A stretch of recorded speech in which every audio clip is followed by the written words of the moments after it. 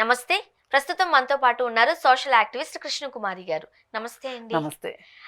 ఈ మధ్య కాలంలో మనం ఎక్కువగా చూస్తున్న సంఘటనలు కావచ్చు, విషయాలు కావచ్చు, భార్యలు భర్తల్ని చంపేయడము, లేదు అనంటే మొన్నటికి మొన్న జరిగిన ఇష్యూ మనం తీసుకున్న ఆత్మహత్య చేసుకోవడము, దానికి ప్రధాన కారణం వివాహేతర సంబంధాలు అంటూ తేలడం. రోజు రోజుకి ఇవి ఎక్కువైపోతున్నాయి. ఏమంటారు మీరు? అవును. ఎక్కువవుతున్నాయి. దానికి మనం కారణాలు కాస్త నిష్పక్షపాతంగా కారణాలని మనం వెతకాలి. అలాగే కాస్త ఆహ్, ఎట్లా అంటే ఇది అన్ని వర్గాల వాళ్ళని ఇబ్బంది పెడుతున్న విషయం. ఇటు తల్లిదండ్రులు ఇబ్బంది పడతారు సహజంగా. చనిపోయారా, పిల్లలుంటే వాళ్ళు ఇబ్బంది పడతారు. చంపారా, వీళ్ళు జైలుకి వెళ్తారు ఖచ్చితంగా. ఏదైనా కానీ పిల్లలకి, తల్లిదండ్రులకి ఇబ్బందికరమైన వాతావరణం ఇది. అయితే ఇలాంటి వాతావరణం రావడానికి కారణాలు మనం చూసుకుంటే గనక ఆర్థిక కారణాలు, అలాగే మానసిక కారణాలు, అలాగే మూడోది వచ్చేసేసి భార్యాభర్తల మధ్య విభేదాలు. ఈ 3 కారణాలు ఉంటాయి. ఈ 3 కారణాల్లో మనం వేటిని నివారించగలము, అంటే ఏటి పట్ల జాగ్రత్త తీసుకోగలము అనేది ఆలోచించుకోవాల్సిన అవసరం ఉంది. ఇక్కడ ప్రధానంగా విభేదాల దగ్గరికి వచ్చేసరికి, భార్యాభర్తల విభేదాల దగ్గరికి వచ్చేసరికి మళ్ళీ వాటికి కారణాలు ఇష్టం లేని పెళ్ళిళ్ళు చేయడం, అలాగే కొంతమందికి మానసికపరమైన కారణాలు ఉండటం వల్ల పార్ట్నరు వాళ్ళతో ఉండటానికి ఇష్టపడక, పారిపోవడం చేతగాక ఈ ఈ పెళ్ళిలో ఉంటూనే వివాహేతర సంబంధాలకు వెళ్ళడం.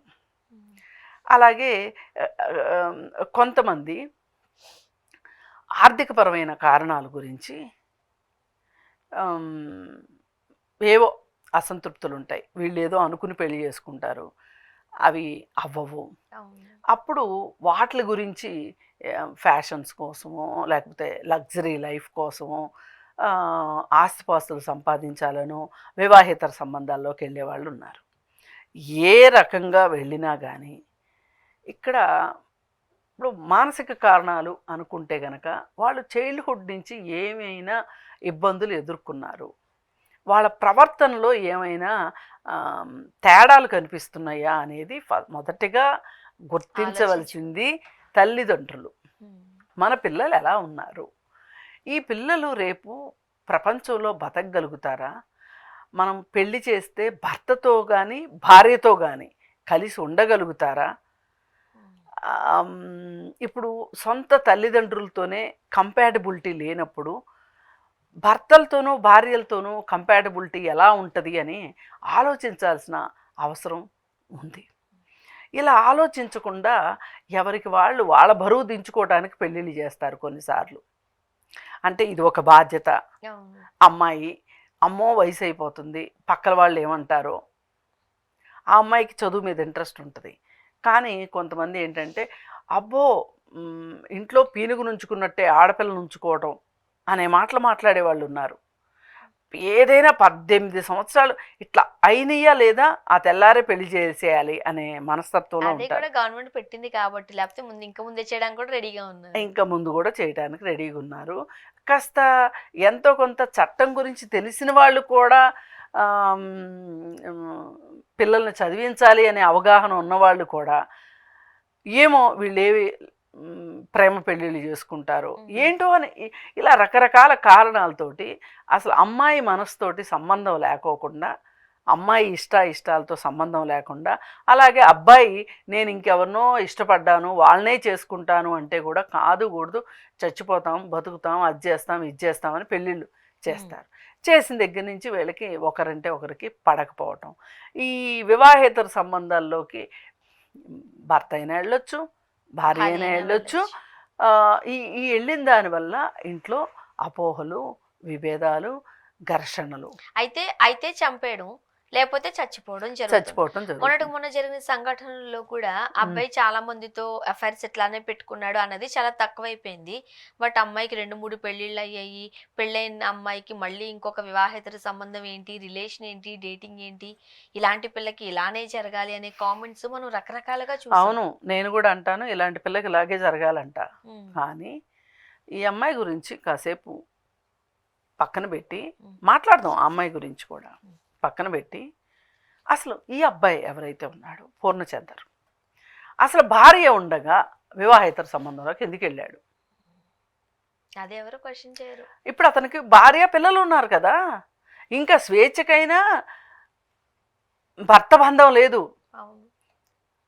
తను ఎవరికి సమాధానం చెప్పుకోకర్లా. ఉమ్, ఎవరితో వివాహేతర సంబంధం పెట్టుకున్నా, ఎవరిని పెళ్లి చేసుకున్నా తను సమాధానం చెప్పాల్సిన అవసరం లేదు. కానీ అతను ఇప్పుడు సుప్రీంకోర్టు చెప్పింది అంటున్నారు కాబట్టి, వివాహేతర సంబంధాలు తప్పు కాదు అంటున్నారు కాబట్టి ఆ విషయంలో పనిష్ చేయకపోవచ్చు. కానీ ఈ ఈ ఈ వివాహేతర సంబంధం వల్ల ఆ భార్యకి మనస్తాపం కలిగితే గనక కోర్టుకు వెళ్ళే అవకాశం ఉంది కదా. ఉమ్, అయితే ఇలాంటి సందర్భాలు చూపించి భార్యలు కోర్టులకు వెళ్ళడం జరగదు. నిజమే. ఎందుకు జరగదు అంటే, అవునా అలా అయితే విడాకులు తీసుకో, చాలా సింపుల్గా. ఉమ్, ఇప్పుడు ఆమె పరిస్థితి ఏమవుతుంది? పెనం మించి పొయ్యిలో పడినట్టు అవుతుంది. పోని భర్తకి ఇలా వివాహేతర సంబంధం ఉంది కాబట్టి, ఆమె కోర్టుకు వచ్చింది కాబట్టి ఆమెకి విడాకులు మంజూరు చేసే ఉద్దేశంలో ఆమెకి అల్ముని ఏమన్నా సరిగా పద్ధతిగా ఇచ్చే అవకాశం ఉందా అంటే, ప్రాక్టికల్గా ఆమె బతకటానికి.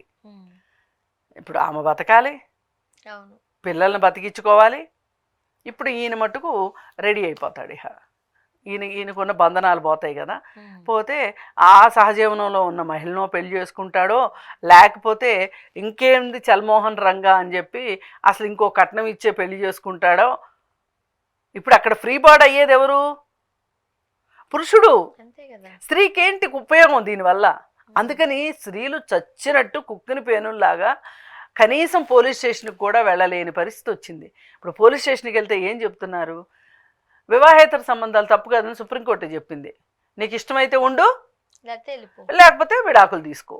ఉమ్, విడాకులు తీసుకుని ఏం చేయాలి అమ్మాయి? ఇప్పుడు పెళ్లి వల్ల పురుషుడి జీవితంలో ఏ మార్పు రాదండి. ఆఖరికి మంగళసూత్రం కూడా ఉండదు. వాడికి పెళ్ళయిందో లేదో కూడా ఎవరికీ తెలియదు. ఉమ్, ఆడవాళ్ళ జీవితాల్లో చాలా మార్పులు వచ్చేస్తాయి. పుట్టింటి నుంచి ఇక్కడికి వస్తారు, ఇంటి పేరు మార్చుకుంటారు, చేసే ఉద్యోగం మార్చుకుంటారు. ఇప్పుడు కుటుంబ అవసరాలకి పార్ట్ టైం జాబ్కి వెళ్తారు, ఫుల్ టైం జాబ్ వదిలిపెట్టి. అలాగే అత్తమామలను చూసుకోకపోతే అదొక లేబుల్ వేస్తారు.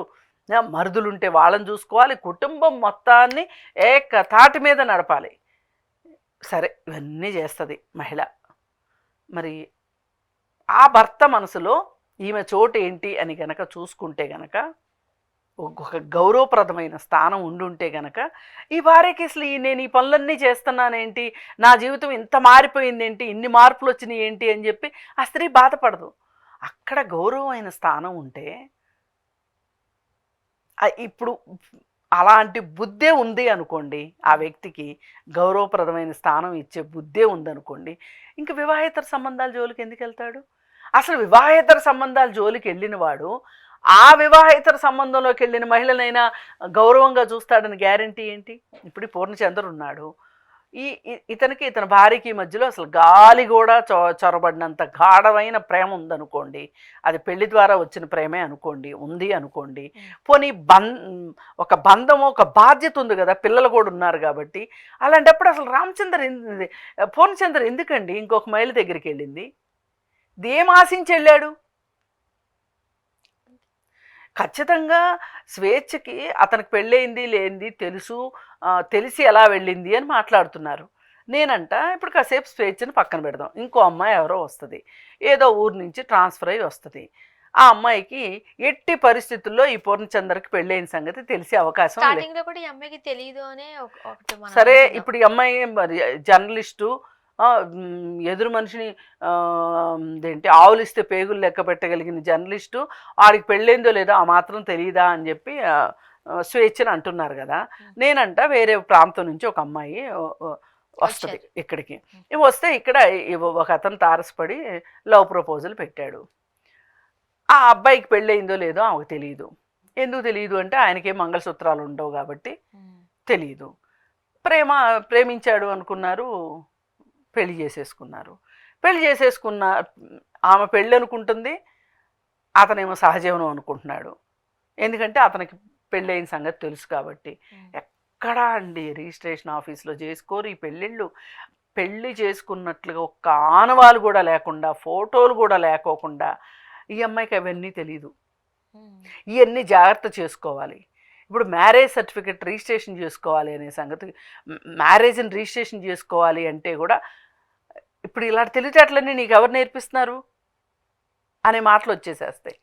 ఇప్పుడు ఒక 2 సంవత్సరాలు 3 సంవత్సరాల పాటు అతనికి ఒక కుటుంబం ఉన్న సంగతే తెలియకోకుండా మేనేజ్ చేయగలిగిన వాళ్ళు ఉన్నారు ఈ ప్రస్తుత సమాజంలో ఉన్నారు. ఇట్లా ఉన్న కేసులు వస్తుంటాయి పోలీస్ స్టేషన్కి. నేను పోలీస్ స్టేషన్లో కూర్చుని ఫ్యామిలీ కౌన్సిలింగ్ చేసేటప్పుడు వచ్చేది. అదేంటమ్మా ఎలా తెలుసుకోలేదు అంటే, ఎలా తెలుస్తుంది మేడం అంటే నేను కూడా ఒక రకంగా తెల్లమొహం వేసినంత పని అయింది. అంటే ఇక్కడ దీని అర్థం ఏంటి, పెళ్ళైన వాడికి గుర్తుండాలి నాకు పెళ్ళయింది అని. మెమరీ లాస్ వస్తే తప్పితే మర్చిపోతారు వాళ్ళు. నిజం వాళ్ళకి గుర్తుండదు. ఏదన్నా కానీ బయటకు వచ్చాక మొత్తం ఇల్లు పెళ్ళం మర్చిపోతారు. నేను వాదన కోసం వాదన చెయ్యట్లా. ఇక్కడ ఏంటి అంటే, ఇక్కడ ఈ అమ్మాయికి వివాహేతర సంబంధంలోకి వెళ్ళే ముందు అతనికి పెళ్ళయిందా లేదా అని చెక్ చేసుకోవాల్సిన అవసరము ఈ అమ్మాయి కంటే కూడా అతనికి ఎక్కువ ఉంది కదా అనే దాన్ని ఎందుకు గుర్తించట్లేదు, అతన్ని ఎందుకు ప్రశ్నించట్లేదు? ఇది ఈ స్వేచ్ఛ మరణం జరిగిన రోజు నుంచి అంతకుముందు ఏదైనా సందర్భం వస్తే కూడా నేను ప్రశ్నించేది ఇదే. వివాహేతర సంబంధాల్లో ఈ భర్తకి ఇప్పుడు ఇలాంటి భర్తలు వెనకేసుకొచ్చే భార్యలను కూడా నేను సూటిగా అదే అడుగుతా. అసలు నీ బంగారం మంచిది కానప్పుడు, నీ భర్తకి పెళ్ళయిందనే వ్యాధి లేనప్పుడు, గుర్తు లేనప్పుడు మన పక్కమ్మాయి మీద ఎందుకండి వేస్తాము, నెపం ఎందుకు వేస్తామండి? ముందు నీ మొగుడు పళ్ళు రాలగొట్టొద్దు నువ్వు. ఇప్పుడు అదే, ఇప్పుడు నా భర్త వేరే మహిళతో సహజీవనం చేస్తున్నాడు, ఆవిడ వల్లే నా జీవితంలో కష్టాలు వచ్చినాయి. ఇప్పుడు ఏం మాట్లాడుతుంది కదా స్వప్న, అలాగే మాట్లాడుతుంది కదా, ఆవిడ వల్లే మేము బోలెడు వేదన అనుభవించాము అని. అయితే శ్రీదేవికి అర్థం కావాల్సిన విషయం ఏంటంటే, నేను స్వేచ్ఛ తప్పు లేదు అని మాట్లాడట్లేదు ఇక్కడ, అది నా ఉద్దేశం కాదు. మొదటగా మీరు పెళ్లి చేసుకున్నారు చట్టబద్ధంగా, మీకు పిల్లలు ఉన్నారు. ఈ సంగతి పూర్ణచంద్రకి ఎందుకు గుర్తులేదు? పూర్ణచంద్ర ఎందుకు ఆమెతో వ్యవహారం నడిపాడు? వివాహేతర సంబంధమా, పెళ్లి చేసుకుంటానని మోసం చేశాడా? పైగా ఈ అమ్మాయి స్క్రిప్ట్ ప్రకారం చదివేస్తుంది. ఏమని, వాళ్ళ అమ్మాయిని కూడా మా పిల్లలతో సమానంగా చూశాడు, ఆవిడ్ని కూడా చాలా ఓదార్చాడు. నేను ఒకటే చెప్తున్నా తల్లి, ఆ అమ్మాయి ఒక్కటే ఏంటి, ఓదార్చాల్సిన అవసరం ఉన్న మహిళలు చాలామంది ఉన్నారు. పూర్ణచంద్రది కూడా విశాలమైన హృదయమేనంటండి, చాలా మందిని అట్లనే ఓదార్చుతాడు. అదే చాలా ఉంది, అదే దేవుడు ఓదారుస్తున్నాడు అని అదేదో సినిమాలో డైలాగ్ కూడా ఉంది. మనకు వచ్చిన వార్త ప్రకారం చాలా మందిని అట్లానే అతను విశాల హృదయస్తుడు, చాలా మందిని ఆయన చాలా విశాల హృదయం ఉంది. మరి అలాంటప్పుడు మీరు చాలా మందిని ఓదార్చే విశాల హృదయం ఉంది కాబట్టి సహధర్మచారిణిగా మీ భర్త ఉద్దేశాలకు అనుగుణంగా మీరు బతకటం మంచిది. కానీ ఇవాళ వచ్చి వాళ్ళ మీద వీళ్ళ మీద అవాకులు పూర్ణచంద్ర ఇట్లా పెద్దగా ఎవరు ప్రశ్నించట్లేదు. అదే కదా, 3వ పెళ్లి 2 పెళ్లిళ్ళు అయ్యాయి, ఒక సహజీవనం అయ్యింది, కూతురుందని తెలీదా, ఇన్ని రకాల మాటలు లేని అమ్మాయి కోసం మాట్లాడుతున్నారు. ఉన్నవాడి గురించి ఎవరు మాట్లాడారు? అసలు ఈ ఉన్న వాళ్ళ గురించి మాట్లాడితే, పూర్ణచంద్ర గురించి మనం ఎంత ఎక్కువ మాట్లాడితే అంత బతికున్న మగవాళ్ళు నేర్చుకుంటారు కదా. ఎందుకు ఆడవాళ్ళకే బుద్ధులు నేర్పాలని, శుద్ధులు నేర్పాలని చూస్తారు? ఆడవాళ్ళే దోషులను చేయాలని ఎందుకు చూస్తారు? నేననేది అది. ఇప్పుడు మగవాళ్ళు చేశారు కాబట్టి ఆడవాళ్ళు చెయ్యాలి అనేది నా ఉద్దేశం కాదు. ఇక్కడ ఎవరు చేసినా తప్పు తప్పే. కానీ మీరు ఒక్క అడుగు ముందుకేసి ఒక్క క్షణం ఆలోచించి మగపిల్లలను కూడా నిలదీయడం నేర్చుకోండి. ఏం వాళ్ళకి ఏమైనా లైసెన్స్ ఉందా? ఇంకొక డౌట్, అతను పెద్ద లెటర్ రాసినప్పుడు అందులో ఆమె చాలా డిప్రెషన్ లో ఉండింది, వాళ్ళ నాన్న ఏది పడితే అది మాట్లాడారు, ఆ మాటలు కూడా మనం మాట్లాడద్దు చిరాగ్గా కాబట్టి నేను ఆమెకి చాలా సపోర్ట్ చేశాను. ఎలా చేశారు సపోర్ట్? ఆమె నుంచి ఏం బెనిఫిట్ తీసుకోకుండానే సపోర్ట్ చేశారా? అసలు బెనిఫిట్ తీసుకున్నా తీసుకోకపోయినా సపోర్ట్ చేయాల్సిన అవసరం నీకేంటి? నాకు చెప్పుకుని నేర్చింది అని అంటే అమ్మ నాకు చెప్పకు ఇట్లాంటి, నాకు కుటుంబం ఉంది, నా బాధ్యతలు నాకు ఉన్నాయి, అసలు పెళ్లి చేసుకుంటాను అని చెప్పి నువ్వు చేయాల్సిన అవసరం ఏంటి? లేకపోతే అమ్మాయి ఎందుకు అడుగుతుంది పెళ్లి పెళ్లి అని ఎందుకు అడుగుతుంది? అదే కదా, ఇప్పుడు అవన్నీ ఎవరికి తప్పులుగా కనపడట్లేదు. ఈ అమ్మాయి 2 పెళ్లిళ్ళు 3 పెళ్లిళ్ళే కనబడుతుంది, ఆడపిల్ల కాబట్టి. అందుకే మనం ఈ బయాస్ పోనంత వరకు ఇలాంటివి పునరావృతం అవుతూనే ఉంటాయి. Thank you.